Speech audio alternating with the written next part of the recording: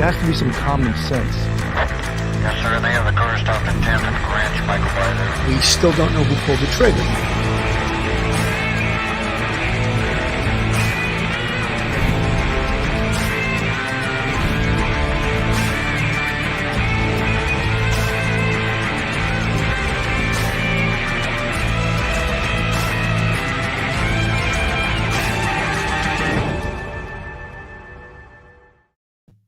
Good morning, everyone, and welcome to Police Off the Cuff, Real Crime Stories. I'm your host, NYPD retired Sergeant Bill Cannon, a 27-year veteran, retired out of Manhattan North Homicide Squad.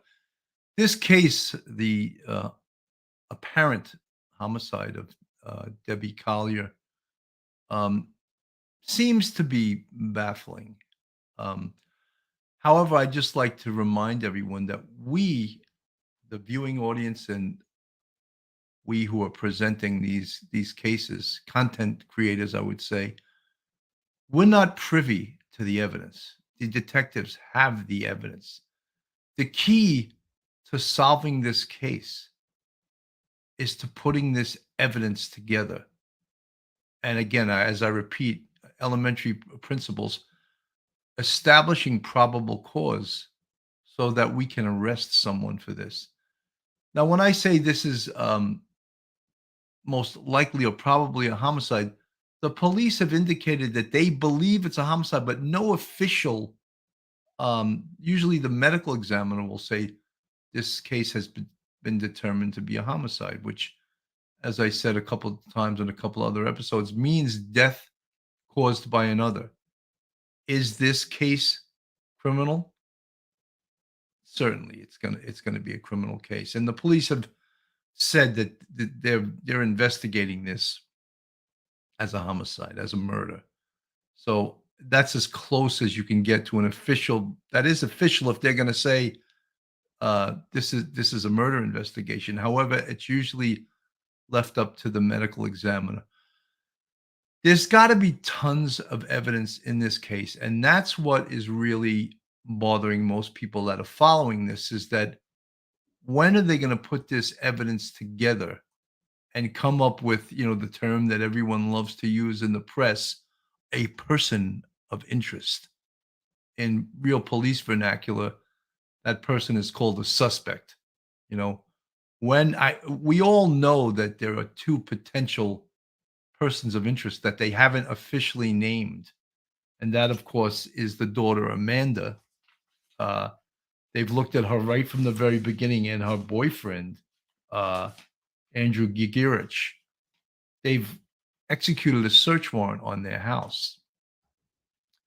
Now, we as the people following this case that don't have all of the facts involved in this case, we want to know what they have. What evidence do they have? And we're dying to know seemingly the most important evidence in this case is cell phone evidence, which they have yet to produce, or they've yet to they keep saying that they don't have all of the evidence back yet, which would seem a long time for them not to have the cell phone evidence. It's taken a while. Again, there's several cell phones that they're concerned with. They're, of course, concerned with Amanda's cell phone. They're concerned with Andrew Gugirich, the husband Stephen's cell phone, even the other son, the son Jeffrey Bearden. So that's a lot of work. And of course, Deborah's cell phone, which they recovered on the crime scene. And we'll get back to that a little bit later on. I'm going to play a little bit of this here, a news report. A missing Athens mom was found dead in North Georgia. Debbie Collier's body was discovered in a wooded area near Tallulah Falls the day after she went missing.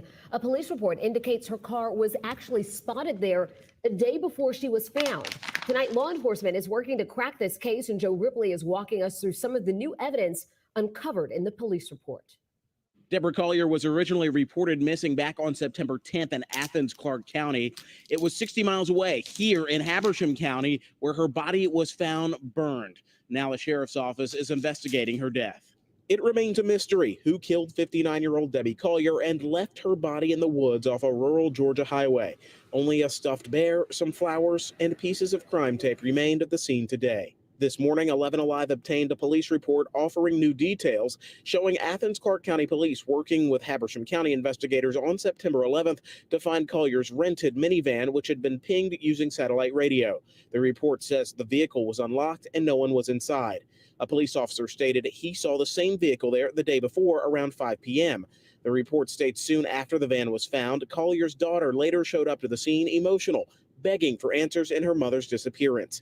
According to the report, she told investigators her mother did not have any history of mental health issues and denied any suicidal tendencies. She also stated that her mom had a bad back and couldn't have walked far.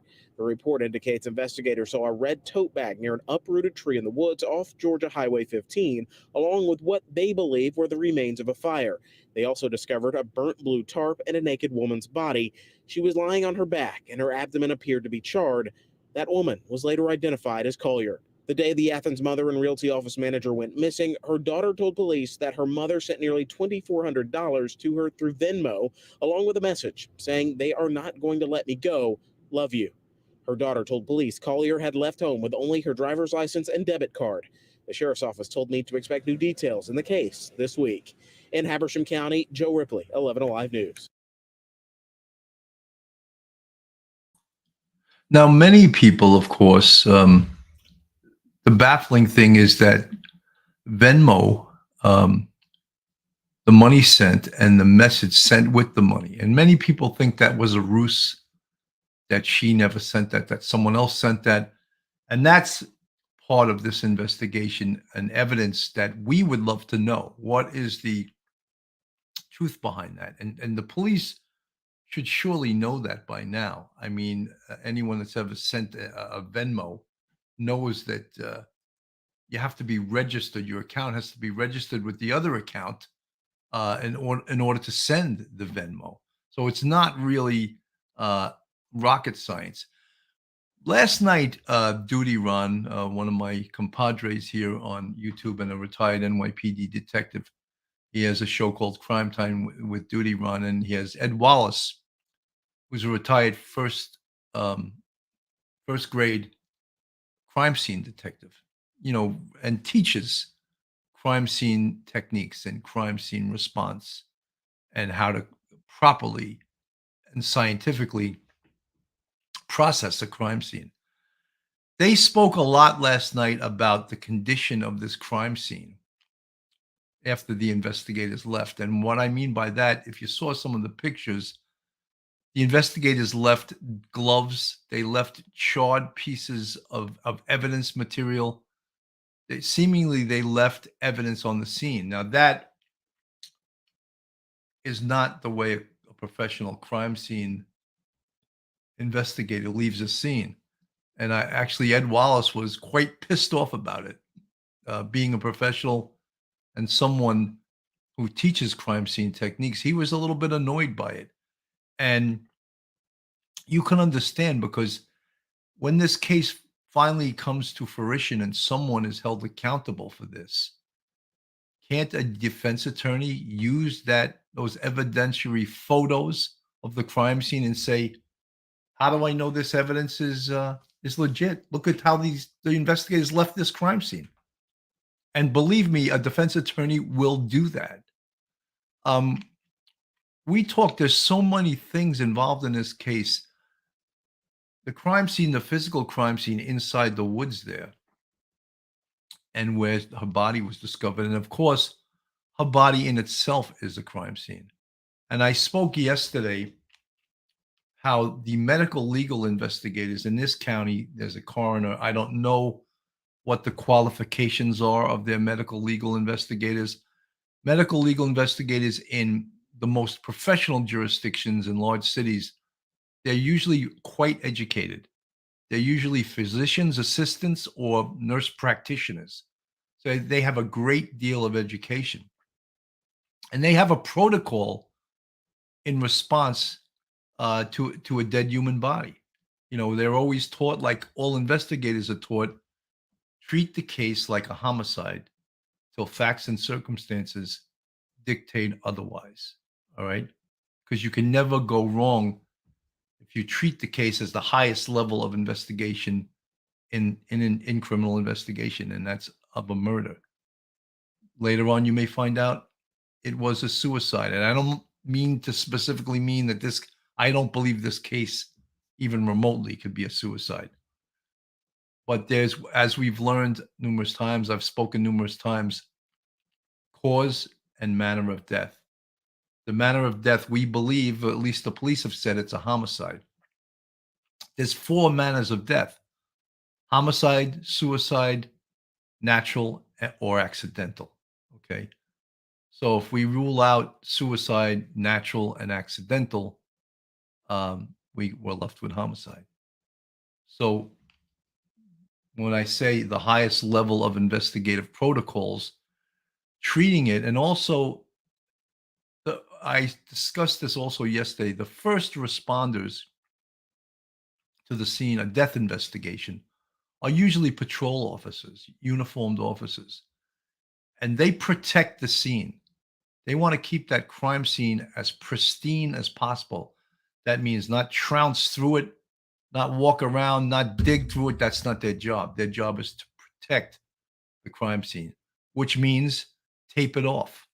How big of an area should it be? How big should they tape off? Usually the tape is kept there to keep people out, not to keep people in, to keep them the hell out. And many times it delineates the size of the crime scene. However, I spoke about yesterday, I think that this crime scene should be really a large crime scene, because we want to know areas of exit and areas of entry. How did the perp or perps enter this crime scene? Did they park a car somewhere that we don't know and enter from another area? Did they park a car right next to Debbie's van? We don't know. No one was there except Debbie and whoever did this. So the investigators need to find out where the perp or perpetrators entered and exited this crime scene, because one of the reasons is potentially there could be evidence along the exit scene, more likely the exit scene than the entrance scene. So they could have left physical evidence, And I know it's elementary to say, but what is evidence? What is evidence?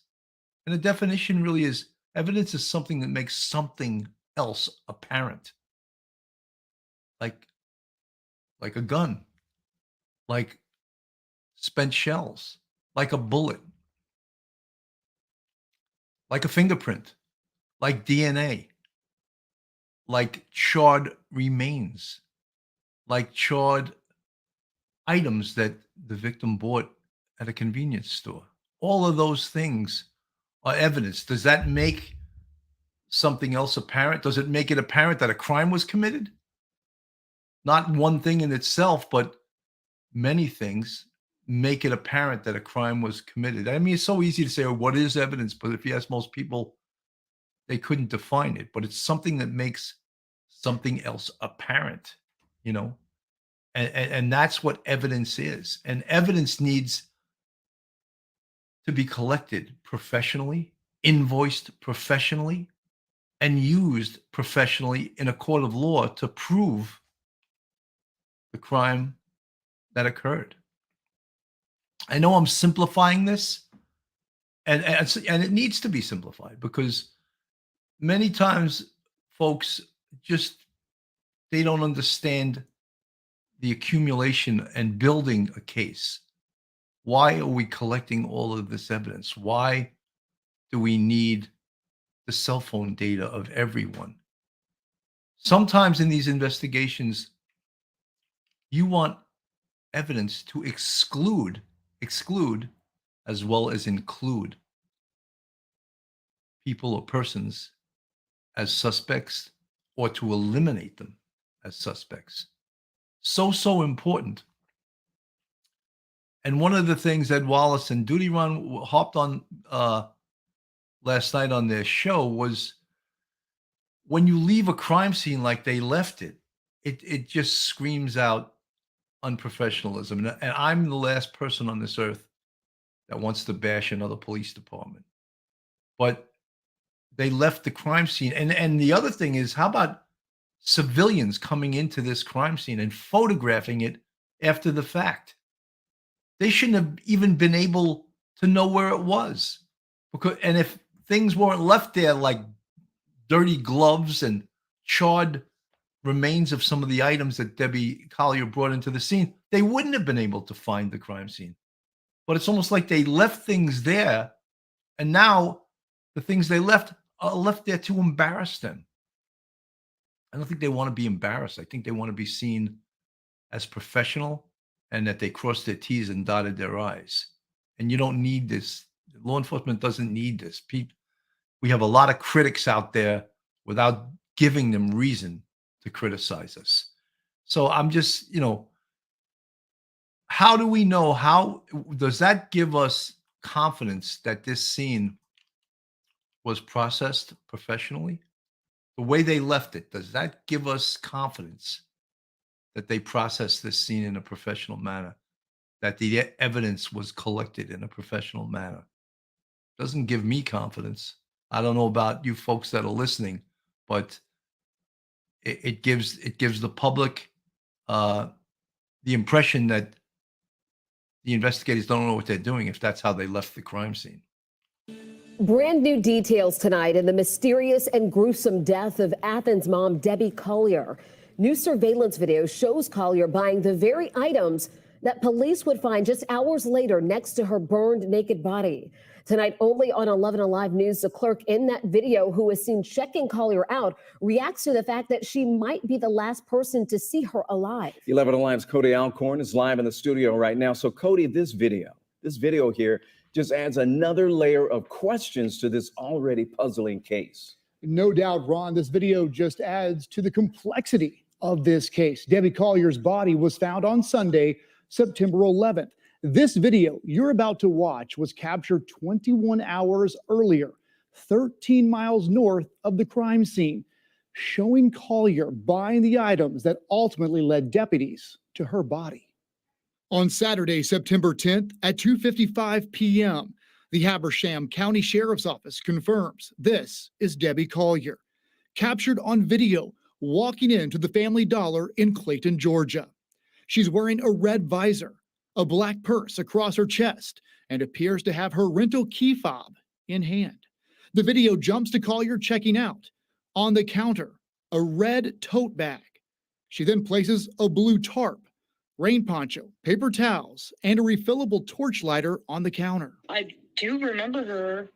I remember checking her out, but I really don't remember what we talked about. I talked to the clerk who checked out Collier. Esther Kreller told me over the phone the items Collier bought didn't set off any red flags. It's a common thing that people buy. We were going to put up the tarps for the winter, but then my boss said no because people buy them year round. Oh, yeah, the big bags.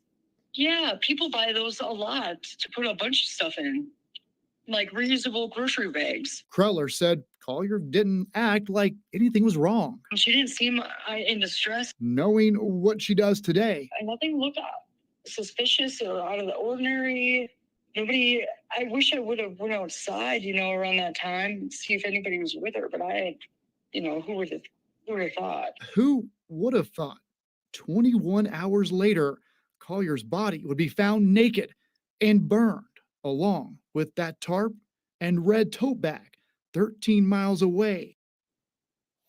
Habersham County says all the video they have from this Family Dollar and surrounding businesses show Collier was alone in the van when she stopped at the Family Dollar. But remember, the sheriff's office also confirmed Debbie Collier was not kidnapped and did not die by suicide. Man, A lot of moving parts here, Cody. Thanks a lot. And folks, we want to break down the time. Folks, it's just, can they specifically say that she was alone in that van? Well, when they look at video, they can't determine. It looks like there was no one in the front seat, but could there have been someone in the back seat of that van? That's very, very possible. So they can't slam the door on the fact that she was alone in that van. The route she took and where she drove that van, that's going to be the subject of, I know Duty Ron's doing a show with a expert on that van, a forensic expert. And just like we covered, and many I think Duty Run covered with Ed Wallace, the Kylie Rodney case in regards to the black box in that van. And what does the black box in that van tell us? And this is a brand new, the latest model van you could get, and it has a GPS system second to none. So it'll tell us every place that Debbie Collier went, where she stopped. Did she go somewhere that we are unaware of because no one was following her around? So there's a lot of questions to be answered, and this van and this GPS and a forensic examination of it is going to tell us the answers to it. We finish this off here. I removed it from the screen prematurely. Line of this new information because, as Cody just pointed out, a very complex case, right? Debbie Collier's husband said the last time that he saw her was around 9 p.m. Friday, September 9th. Now, this new video you just saw places Collier and Clayton at 2:55 p.m. the next day. 20 minutes later, 3:17 p.m., Collier's daughter said that her mom sent her a Venmo payment of nearly $2,400 with a cryptic message saying in part, "They are not going to let me go, love you." At 6 p.m., Collier's husband files a missing persons report. And then the next day, September 11th, at around 12:30 p.m., Collier's rental vehicle was found along with her body nearby. So, we've covered that numerous times. And apparently the husband has been cleared of any wrongdoing. I don't know how they can specifically clear him at this time. I don't know what evidence they have that has cleared him. But remember, I spoke about how evidence in a case can either eliminate someone or include someone. So one of the things that can exclude him is the fact that he was at work the whole day that that she was driving around, and this on the Friday, he was at work parking cars. So they've excluded him based on that information. I just want to put some more information from the case detective, and we want to know what they know. But it seems like there's a lot of information that they know that they haven't released, that's fine. They have to be, as we use the expression, close to the vest with the information and with the evidence, because they don't want to give out certain evidence and then have the person that's the perpetrator in this case know what they have. So according to the original report sent out, the van was seen by a Tallulah Falls officer sitting there on the side of the road around 5 o'clock Saturday. I believe so. And of course, when you all got there, the van was there on Sunday. Correct. Is it y'all's impression that the van was there that entire time, from 5 o'clock till? Well, obviously, from our timeline, we know it wasn't there the entire time. It was not there? So From- you home. From 5 p.m. Saturday. No, 5 p.m. Saturday. To 11-ish, 12-ish when you guys got there Okay. Sunday, did it ever leave that location? Now that we're not aware of. Okay. When you said the 5 o'clock thing, I didn't know if you were talking about Friday, but No, as Saturday. far as the timeline, the only times we can establish as far as that van is there is that we're still getting trickling information. I think there was another question in here if there was any tips from the community that have helped us out. Yes, because it has helped us narrow down timelines. We're still following up to see if we can actually get confirmation of this van being there at certain times. But as of right now, from what we know, that van was there at the crime scene on Sunday is what we can confirm. Now, as far as her time getting back to the crime scene, we cannot confirm that. We're still working on leads and trying to confirm that information.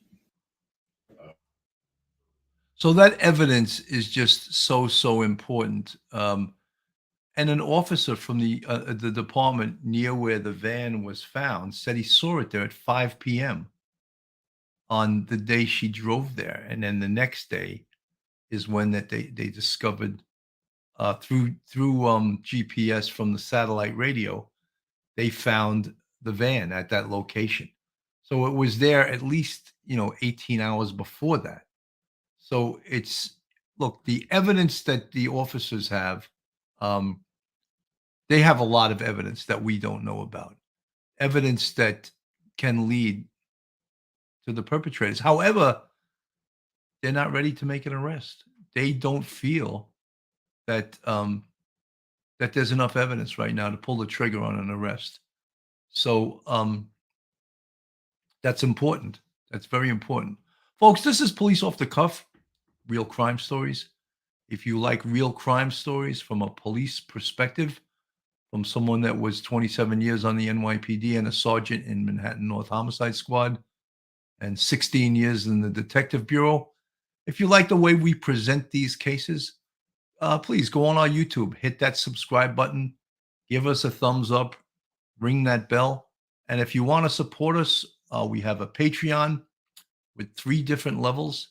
And we also have a YouTube channel memberships where we have 5 different levels. And you see the folks in the chat in the green font. They're our channel members. And I just saw someone in the chat that is a brand new member. I wanted to highlight her. I'm going back in the chat to find her. It's way back. But I want to thank all you folks that are members. We really appreciate our YouTube channel members. It helps us support this channel. It helps us keep working. It helps us present these quality presentations that we do. Ellen C, there you are. Ellen C became a YouTube member. Ellen C, welcome aboard. Welcome to the Police Off the Cuff Real Crime Stories family. And we treat you like family here. So, folks, let's get back to the crime scene. I spoke about yesterday. What potential evidence could there be in this crime scene? And one of the things that many of you wanted to know was Debbie's phone recovered in that crime scene. Yes, it was. That should be and could be a treasure trove of evidence. And besides the incoming, the outgoing, the text messages, the times of those calls, they should dust that phone for fingerprints and they should swab it for DNA. So it's not only is it an electronic evidence they're looking for forensic evidence in the way of DNA or fingerprints. How about the crime scene itself? We still don't know how the cause of death. We don't know how Debbie was killed. Could it have been blunt trauma? Could it have been a gunshot wound? Could it have been a stab wound? Could it have been asphyxia, strangulation? But there are signs of those things. And I mentioned before how professional crime scene investigation requires that the first thing that the investigators do when they get to that scene, of course, the uniform officers have already roped off the crime scene. They've protected the crime scene. They don't allow anyone to go in that crime scene. And I mentioned something yesterday, and it's really from academia, and it's called Locard's theory of exchange. And it's Dr. Edmund Locard, who was a criminologist and invented this theory of exchange. And what it says is that when a person goes into a crime scene, they bring something from their body into that crime scene. And when they leave the crime scene, they take something out. That's not something we want. So therefore, you have to limit the amount of people that go into that crime scene because, every day, I don't know if you realize this, and probably I'm not a good example, but you lose hundreds of hairs from your head. So if you're in a crime scene, your hair is falling off as you're in that crime scene. You could have things on the bottom of your shoes, on your clothing that you're going to leave inside that crime scene. So Edmund Locard, the Locard's theory of exchange is that when a person goes into a crime scene, they bring something into the crime scene and they take something out. And that is, in a nutshell, why officers want to protect the crime scene and limit the amount of people. And sometimes it's difficult. You're a police officer and the chief comes and wants to walk and traipse and inspect the crime scene. And are you going to say, Chief, You really can't walk into the crime scene. Well, you actually should say that, and he may just blow you off because he outranks you by 5 ranks. But what if you say, Chief, can you just sign my memo book? Because when the district attorney asks who went into the crime scene, I'm going to give the district attorney a list of all police that entered the crime scene. Then he may be like, oh, whoa, I'll stay out of the crime scene. Yeah, you could leave, you leave all kinds of things from your clothing, your hair falls off your head, unless you're bald like certain people, you don't have any hair, but then your eyebrows, you can fall off. Just, you can leave physical evidence in a crime scene, and that's Locard's theory of exchange. So what the officers want to do after they secure that crime scene is they want to photograph it. And in a crime scene like this, one of the biggest things they want to photograph, of course, is the body and the position of the body. Where is the body located? They want to get close-up photos. They want to get distance photos. They want to take measurements of the crime scene. Where is the body? How far from the road? And they use professional measuring devices to do that. So, because at some point, crime scene detectives draw a sketch. Even though they have all these photographs, they draw a sketch using a computer program that makes it the most professional sketch you've ever seen. Because when they have to testify in court in regards to this crime scene, they can't just say, oh, it was 10 feet from that maple tree. They got to use specific measurements and have specific coordinates.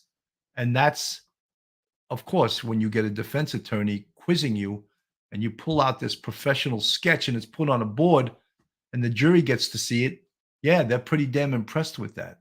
Where if you get some magic marker piece of crap sketch and it looks unprofessional as hell, how does that reflect on the investigator? So the sketch, the other thing is they want to, if they do see wounds, for example, they want to photograph those wounds. And that's the crime scene unit. After the crime scene unit is finished processing the scene, and they take their time, they don't rush for anybody. There's a group of professional investigators called medical legal investigators. And they, in New York City, they work for the Office of the Chief Medical Examiner. And they're highly educated. In New York City, their requirements either to be a physician's assistant or a nurse practitioner or have that level of medical education that they're scientists, really. And they process the death scene. And specifically, they process the body at the scene. This is not an autopsy. However, they're preparing the evidence for the pathologist. So one of the main things they do, of course, is they take the temperature of the body. And what does temperature of the body tell us? The temperature of the body can tell us, not very accurately, but can tell us time of death. But if the body was left outside for certain hours and the temperature's dropped, what's going to happen to the temperature of the body? It's going to go way, way down. It's going to get cold much faster than if it was inside at room temperature. However, they still take the temperature, and they take the temperature of the body rectally. That's part of professional crime scene processing. And BB2, thank you for the 1999 Super Chat, Bill. You have addressed this, and I missed it. Since this is a rental vehicle, it has to have 1,000 plus fingerprints. So they test every print. Thank you. And BB, they will dust it, and they will submit prints that are viable. Not every print that's lifted is actually usable. So they'll send prints in, and obviously, for a print to get a match, it has to be in AFIS, which stands for Automated Fingerprint Identification System. And that's a national system. And a fingerprint that's lifted from a crime scene goes into this computer database, and it can scan it for thousands and thousands of fingerprints in a very fast quick amount of time. Let me put it that way. So yes, they would lift those fingerprints, and the fingerprints, if they're usable, one of the things that people don't understand is fingerprints are made of oils and liquids from your fingers. So they can be smudged, or they can dissipate, or someone could just touch and leave a partial. So people that lift these prints, they have to be very, very good at the way they lift them and then place them onto a card and then submit them. And then those fingerprints, as I said, are submitted to AFIS, Automated Fingerprint Identification System. And getting a fingerprint is a lot more difficult than actually swabbing for DNA. DNA these days is much more accurate, and it seems seemingly much more reliable and a better chance of a hit on DNA than fingerprints. So crime scene technicians have to know how to do all of these things. But Aunt BB2, thank you so much for that question. Excellent question.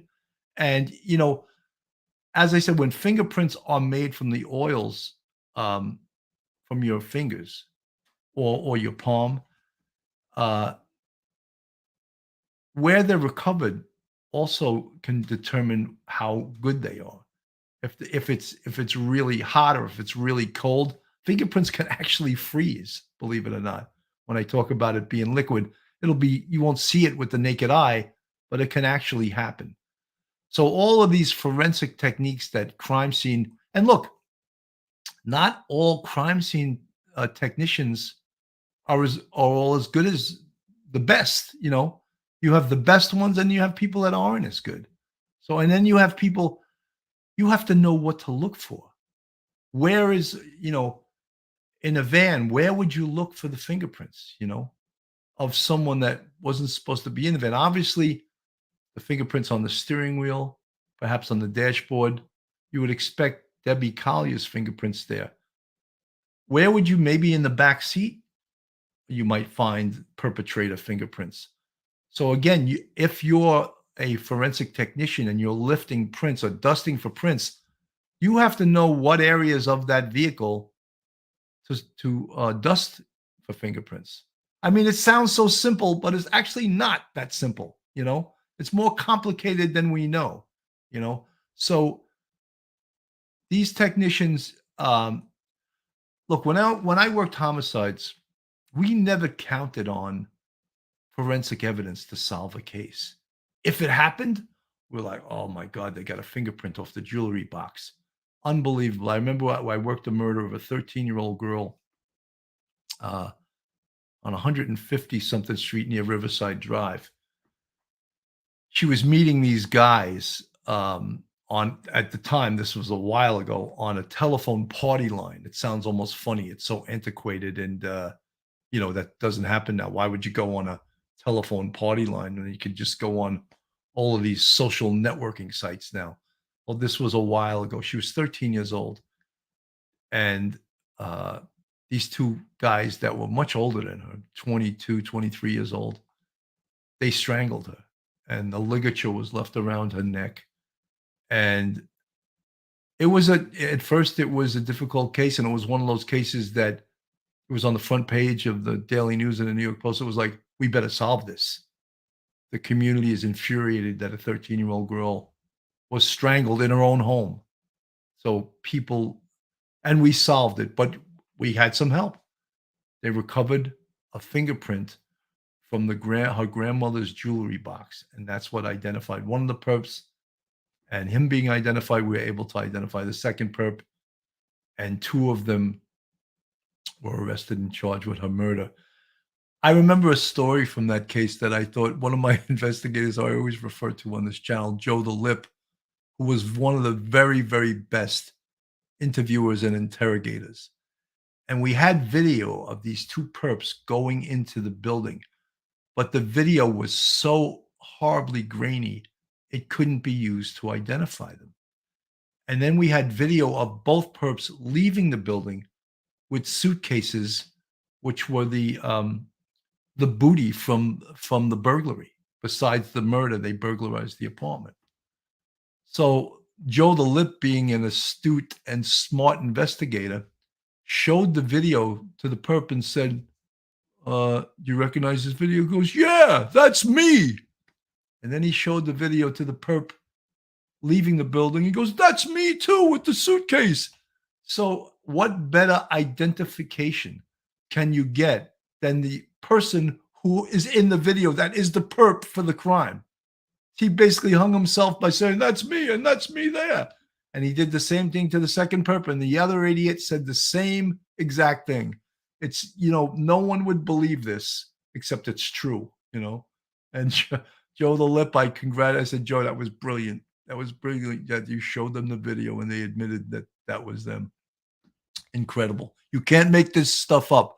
That goes in the folder of you can't make this stuff up. Therefore, it has to be true, So let's get back to that crime scene. So the crime scene now, the crime scene unit has photographed the body. The crime scene unit has looked to see if there's any wounds on her body, blunt trauma, stab wounds, gunshot wounds, photographed the whole scene, collected evidence. And also, I mentioned this yesterday, they look for avenues of exit and entry. And why do they do that? How did these perpetrators or perp enter the crime scene? How did he leave? They should search that, because guess what? The perp may have dumped evidence leaving the crime scene, thinking, oh, this is in the woods. No one's going to check this. And they dump it. So important to search that crime scene. Did anyone do that in this case? I don't know. Should they do it? 100%. It should be searched. And the other thing is that what if a defense attorney at the trial says, detective, what did you do after the crime scene? After you collected all this evidence, what were your actions? I took the evidence and I went back to the precinct and I processed the evidence. Okay, thank you. So you didn't search the avenues of exit. You didn't search that. You didn't think that was important, did you, detective? And did you search possible avenues of entry? Oh, you didn't think that was important either? How does that make the detective look? It makes him look like he's not a professional. So you should do all those things. You do it by the book. You do it by the numbers. Yes, I did. I searched numerous avenues of potential exit. Why did you do that, detective? I was looking for evidence. And I was also looking for where potentially the perpetrator came into the crime scene, where he could have parked the vehicle. Was there tire tracks? How did he get into this crime scene? How did he leave this crime scene? So you could see that there's professionalism in this, and it's important that a good crime scene detective crosses his T's, and I know we say that ad nauseum, crosses his T's and dots his I's. So important, because what is he going to have to do 6 months to a year from now? He's going to have to raise his right hand. You swear to tell the whole truth and nothing but the truth, so help me God? I do. Boom. He's going to be testifying, right? Important also to take extensive, clear, and concise notes. But a crime scene technician, a crime scene detective has his sketch, has all his notes, and then he'll do what's called a DD5. In NYPD vernacular, a DD5 is a complaint follow-up. All of his notes, all of the investigative techniques he used will be memorialized. I love that word. Will be memorialized on a report, on a DD5, on a complaint follow-up, so that when people read the case folder, it tells a story. And that case folder, that story it tells, will convict the person or persons that did this crime. Or it's so sloppy and shitty that the defense attorney is going to be able to create doubt because you do horrible paperwork. Let's hope that does not happen, right? And what was my job? My job was to read the case folder. And if some of the paper was not up to snuff, I would call the detective and say, what the hell are you talking about with this? Redo this DD5. I can't understand it. So how the hell is someone else going to understand it? Right? But most of the time, the guys that I worked with were so good, I almost never had to do that. But every once in a while, I would have some knucklehead and I would have to do that. But 95% of the time, that paperwork was so good, I was like, wow, I wish I did this.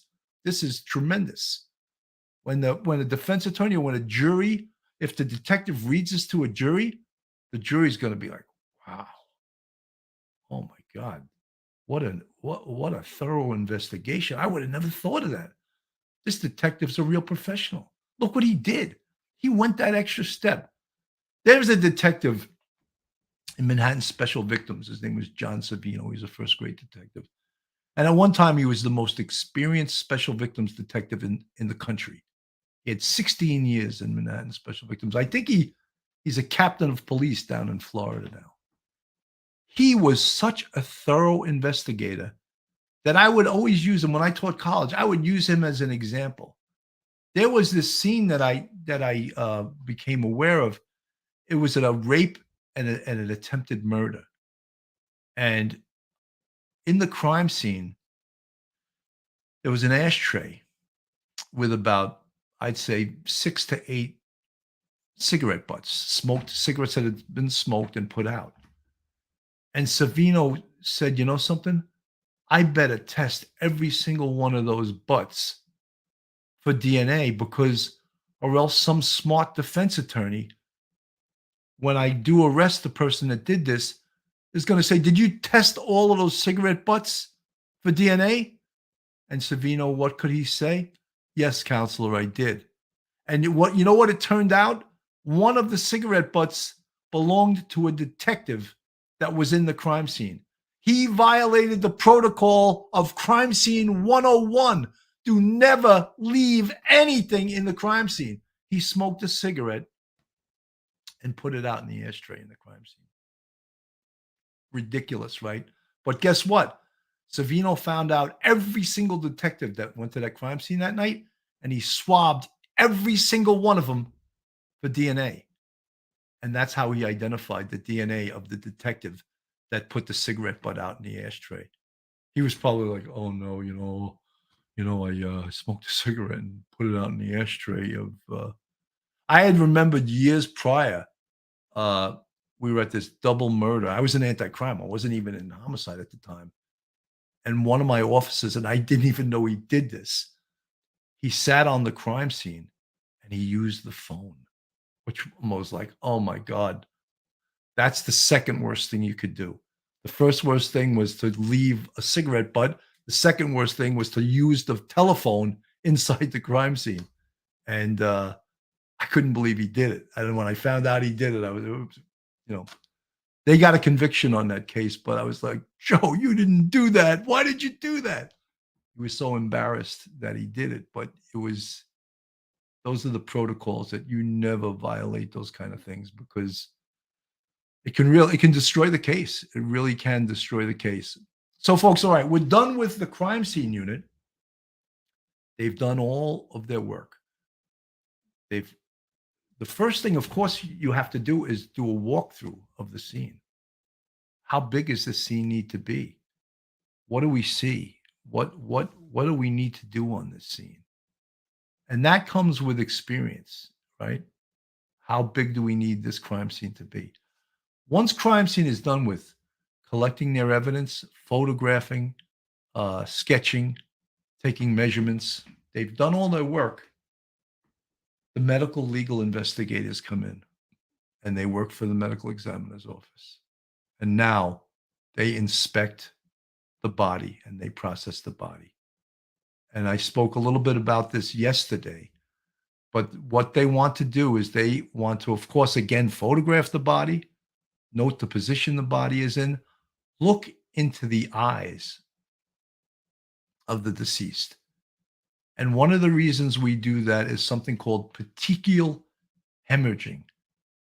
And petechial hemorrhaging is one sign of death by asphyxia or strangulation, potentially drowning, but that which wouldn't have been on this case. So asphyxia, strangulation, possibly drowning, and it comes from the petechiae. It's almost like broken blood vessels in the white part of the eyes. And that'll show up. And as I said, that's one sign, and not smoking gun sign, but one sign potentially that the person died from strangulation or asphyxia. Of course, the medical legal investigators also take body temperature. We discussed that before. They now do an inspection of the body. Is there any signs of blunt trauma? Is there any stab wounds, gunshot wounds? I know this sounds like it can be so apparent, but if someone's stabbed like something like an ice pick, it leaves such a tiny hole that it's really very difficult to find, you know? I remember I was at the scene of this, of what I thought was a suicide. And this guy was lying in the bed and he had a gunshot wound right underneath his chin. And the bullet exited out his head and into the wall. And I was like, oh, this is a suicide. But one of the problems, the gun was not on the scene. And the biggest problem was there was another gunshot wound in his ear. And I was like, there goes the theory of suicide. 2 gunshot wounds equals homicide, not suicide. 1 gunshot wound underneath the chin. Yeah, but the gun should be there, right? If it's a suicide and you got 1 gunshot wound, it's underneath the chin, the method of suicide should be on the scene, and it wasn't. So when the medical legal investigators inspected the body more, they found the gunshot wound. It was in either the right or the left ear. I forget which one it was. And I just was like almost shaking my head. Wow. I was all ready to say, oh, this is a suicide. And then, of course, medical legal investigators, the professionals they were, they discovered that second gunshot wound.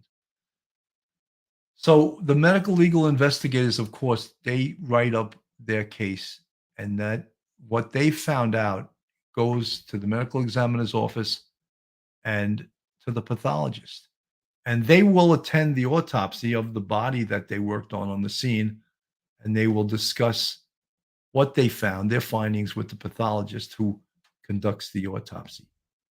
So medical legal investigators are so important. And they sometimes they don't determine cause or manner of death on the scene, but they may discover some things that make it so apparent that, oh, this is a homicide. And I can tell that because he's got a gunshot wound under his chin and he's got one in his right ear. You know, I think that's a homicide. It's pretty apparent.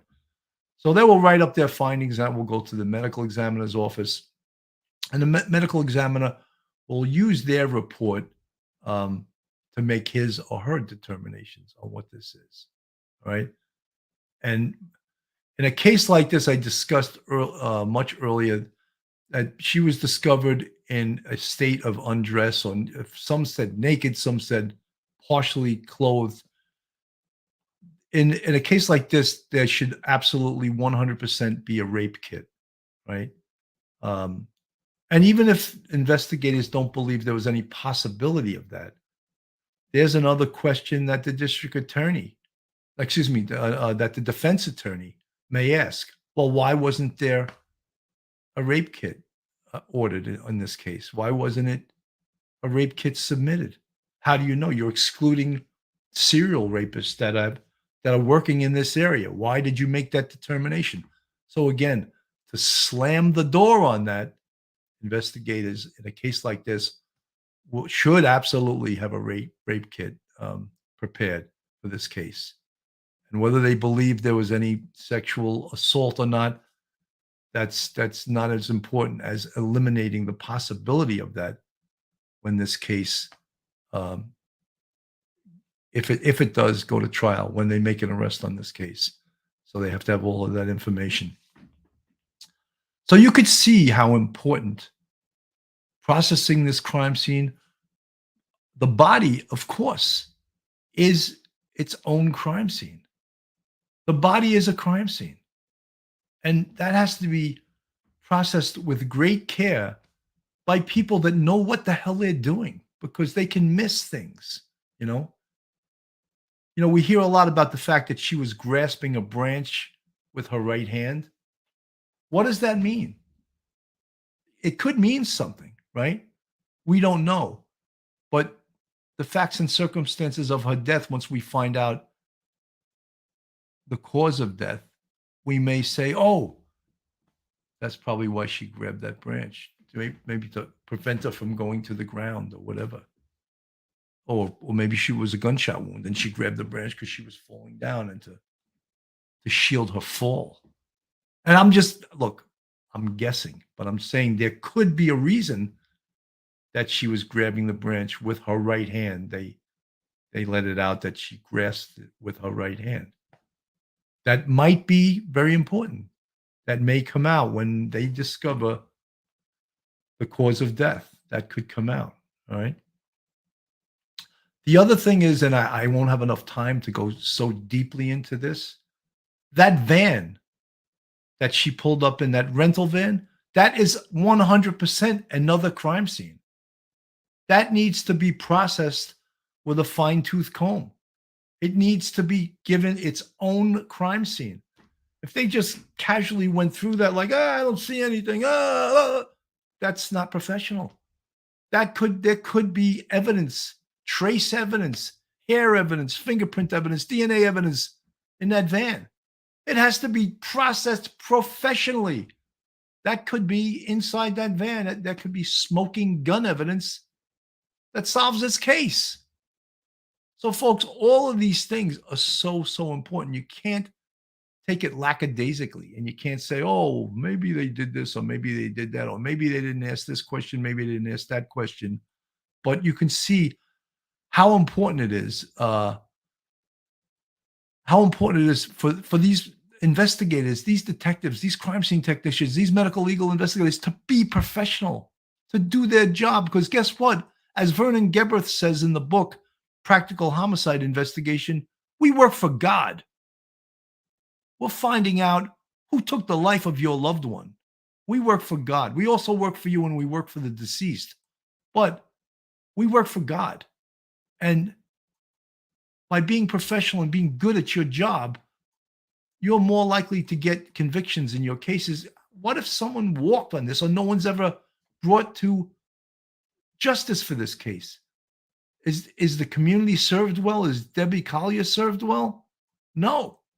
And I know I'm getting emotional about this, and because I am. I took this job and my job very, very seriously. And I think anyone that investigates homicide takes these cases tremendously seriously, takes it to heart, takes it to heart. This is so important. Claire Windham, I'm willing to bet hard-earned money the daughter and the daughter's boyfriend and or his friends. It would seem sometimes the most obvious isn't the person, but I agree with you. They are definitely, in my mind, use the expression I hate, persons of interest, potentially suspects, But again, we don't know. We don't know all the evidence that the investigators have. We don't know all, the things they're putting together to put this case together. When are they going to pull the trigger? When's someone getting locked up for this? We don't know. We're not privy. PB, a good question. Would law enforcement be investigating all the other license plates of cars seen around the same time her rental van was seen? That camera was rather high quality. Potentially, if they think there was some vehicle following her that was, following her to where she went, and they spotted on a few different cameras, they would actually look into that, the plate of that car. Absolutely. Absolutely. It's amazing how good some of these cameras are, that they can catch the plate number. We would use video all the time in investigations, and it seemed like the only cameras that could catch a car's plate were the red light cameras, because the city was getting money for that. It always seemed, wow, how are these red light cameras so good? But cameras that are trying to catch criminals, we can't see the plate number.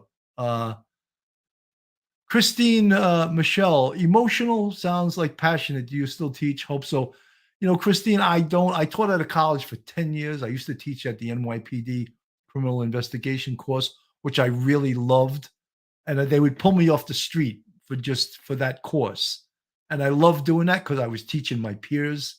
I was teaching people who outranked me, which I thought was really cool. Teaching, sergeants, lieutenants, captains, and from other police jurisdictions. I love that because, sometimes when someone is the rank of captain or lieutenant, they think, oh, what am I going to learn from the sergeant? Well, let me show you what you're going to learn, buddy. And usually after it was over, they were like, hey, that was a damn good class. Thank you. Thank you so much, And, one of the things I did when I taught both in the NYPD criminal investigation course and at the college I taught at, I used a lot of humor because I think humor helps to learn. I really do. I think when you can laugh and you can make it humorous and you can tell stories, the kids I taught loved it. They loved hearing the police stories. And so do you guys. I know I tell these stories, you're like, wow, that was cool. And it is. Look, no one likes war stories more than other cops. We sit around with each other. That's the first thing we do is we start telling what we call war stories, And someone one day objected when I had Chief Anamone, Chief Fox, and Chief Hartnett on the show. And the title was The Greatest War Stories. And someone was like, war stories? What is that? They took umbrage that I called police stories war stories. I said, you should promptly leave this chat and leave this site because you have no business being here. When someone doesn't like my show, there's millions of people in this world. Leave. Go. I don't need you. Go. You know what I mean? I have plenty of people that like this and like police stuff, but there's a lot of people that when I had Yael Bator on the other night, someone objected, oh, your show's too political. And I said, then leave. I go, this is how I feel. And I'm telling you, I think a certain group of people have tried to destroy policing in this country. If you don't like that, go to MSNBC or CNN, but you don't belong on my site for sure. There's a million shows in this naked city, right? So folks, I just want to do a quick little commercial for Joe Murray. Joe Murray, if you need a great attorney in New York City, New York metropolitan area, a great defense attorney, Joe Murray is your guy. His cell phone number is 718-514-3855. Excuse me. You can email him at joe@jmurray-law.com. His website is jmurray-law.com. And he's a great supporter of Police Off the Cuff and a retired NYPD police officer. Folks, I hope I answered a lot of your questions today. I had no intention of going on for an hour. I thought maybe I would do about 45 minutes. Thank you so much for coming by during the daytime, very early. This is one of the earliest shows I've ever done. But I want to thank you for coming by. This is a very interesting case. Hopefully, we'll get some closure soon. I always say in these cases, let's not forget that Debbie Collier is a real human being. She lived 59 years on this earth. She was a good person, a good human being. Let's not ever lose track of that. Folks, have a great day. This is Police Off the Cuff, retired NYPD Sergeant Bill Cannon. God bless. One episode just ain't enough.